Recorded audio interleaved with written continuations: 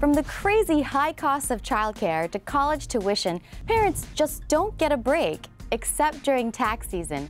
Today, I'll walk you through some specific tax breaks for dependent care and education. Now, one way to save throughout the year is to set up a Dependent Care Flexible Spending Account, or DCFSA. To do this, sign up during open enrollment through work. If you're a working parent with kids under the age 13, money is subtracted from your paycheck and set aside for you to pay for childcare. Doing this will save you about 30% in taxes on the money you put toward the FSA.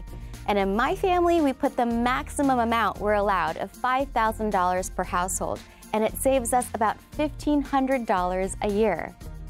If you didn't sign up for this FSA during open enrollment, look into the Child and Dependent Care Credit when filing your taxes. To be eligible for this, both parents have to be working or looking for work, and your dependents have to be under 13 years old.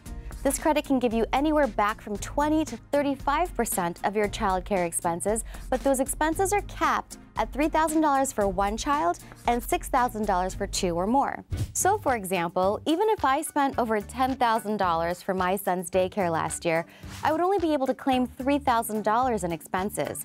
And since I'm qualified to receive a 20% refund, I would get a $600 credit. And remember, you need to be able to list the caregiver or daycare center with an employment ID number or a social security number. For parents saving for college in a state-sponsored 529 plan, a lot of states offer full or partial state tax deductions. But different states have different rules, so check to see if your state allows for deductions on any money you put away towards saving for college last year. For instance, in New Jersey, there are no state tax deductions for 529s, but for New York's 529 plan, up to $10,000 can be deducted if you're married filing jointly. For parents already paying for college tuition, there are two main higher education tax breaks that you should know about. The first one is the American Opportunity Tax Credit that's worth a maximum of $2,500 for any eligible student each year of their first 4 years of college. Money spent on tuition, books, and fees count towards the credit, but not room and board. To qualify, the income cap is $180,000 for those filing jointly and $90,000 for those single filers.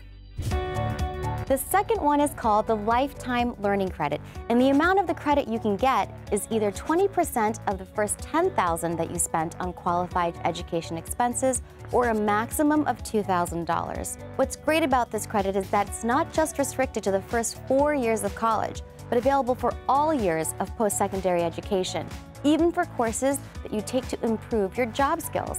To be eligible, you cannot make more than $65,000 for single filers and $131,000 for couples. Just note that you cannot stack these two tuition credits for one student. The IRS only allows for one tax reduction per student per year.